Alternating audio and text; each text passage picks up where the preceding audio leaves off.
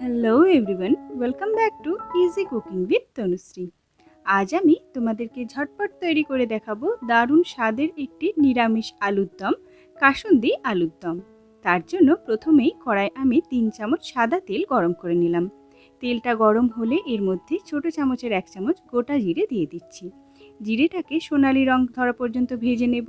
তারপর এর মধ্যে দিয়ে দেব একটা মিডিয়াম সাইজের টমেটো, একদম ছোট ছোট কুচো করে। টমেটোটা বাটাও ব্যবহার করতে পারো, তবে আমি কুচিয়ে নিলাম, তাতেই সুবিধা হলো। টমেটোটাকে ভেজে নেব আর অবশ্যই টমেটোর মধ্যে অল্প একটু নুন দিয়ে দেব, তাহলে টমেটোটা খুব তাড়াতাড়ি গলে যাবে। টমেটোটাকে 1 থেকে 2 মিনিট এইভাবে ভেজে নেওয়ার পর যখন দেখব ভালোভাবে ভাজা হয়ে গেছে আর এইভাবে গলে গেছে, এর মধ্যে দিয়ে দিলাম 1 চামচ আদা বাটা, অল্প একটু কাঁচা লঙ্কা বাটা, নিজেদের স্বাদ অনুযায়ী কম বেশি করে নিতে পারো। কাঁচা মশলাগুলোকে কিছুক্ষণ ভেজে নেব যাতে কাঁচা গন্ধটা চলে যায়।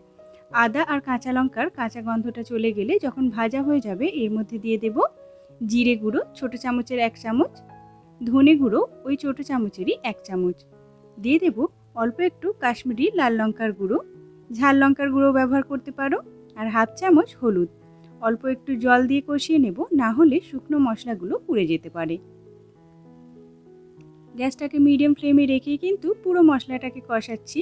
3 থেকে 4 মিনিট কষালে আস্তে আস্তে দেখব মশলাটা এইভাবে কষানো হয়ে গেছে আর মশলা থেকে তেল ছেড়ে দিয়েছে। মশলাটা যখন ভালোভাবে কষানো হয়ে যাবে, এর মধ্যে দিয়ে দেব ছোট চামচের 1 চামচ কাসুন্দি। কাসুন্দি কিন্তু পুরোটা একবারে দেব না, এখন মশলায় অল্প একটু দিয়ে 1 থেকে 2 মিনিট একটু নাড়াচাড়া করে সিদ্ধ করে রাখা আলুগুলো দিয়ে দিলাম। আলুটা অবশ্যই সিদ্ধ করে এই রান্নাটা করবেন, তাহলে কাসুন্দির গন্ধটা নষ্ট হবে না। এরপর আলুটাকে ভালোভাবে কষিয়ে নিতে হবে আর গ্যাসটাকে মিডিয়াম টু হাই ফ্লেমে রেখে আলুটাকে 5 থেকে 7 মিনিট ভালোভাবে মশলার সাথে কষাতে হবে। এই সময় অবশ্যই নুনটা দিয়ে দেবেন, তাহলে আলুটা সুন্দরভাবে কষানোও যাবে আর আলুটা খুব ভালোভাবে সল্টটা ভিতর পর্যন্ত ঢুকে যাবে। 4 থেকে 5 মিনিট এইভাবে আলুটাকে ভালোভাবে কষিয়ে নিয়ে যখন দেখব আলুর গা থেকেও তেল ছেড়ে দিয়েছে আর আলু ভালোভাবে ভাজা হয়ে গেছে, এখানে আরও 2 চামচ পরিমাণ কাসুন্দি ব্যবহার করব। এই কাসুন্দিটা দেওয়ার পর কিন্তু আর বেশিক্ষণ নাড়াচাড়া করব না। গ্যাসটাকে একদম লো ফ্লেমে রেখে জাস্ট একটু মিশিয়ে নেব। মিশিয়ে নিয়ে এর মধ্যে জল ব্যবহার করব। দেখুন 2 চামচ পরিমাণ দিয়েছি, অল্প একটু বেশি আমার পড়ে গিয়েছিল বলে আমি শেষেরটা আর কিন্তু দিলাম না। মোট 3 চামচ পরিমাণ কাসুন্দি ব্যবহার করলাম। কাসুন্দিটা দিয়ে 1 থেকে 2 মিনিট একটু নাড়াচাড়া করে পরিমাণ মতো জল দিয়ে দিচ্ছি। এরপর হলো, যেহেতু নিরামিষ আলুর দম খুবই কম মশলা ব্যবহার করেছি, গ্রেভিটা তো ঠিক হবে না, তার জন্য একটা ছোট্ট ট্রিক ইউজ করব।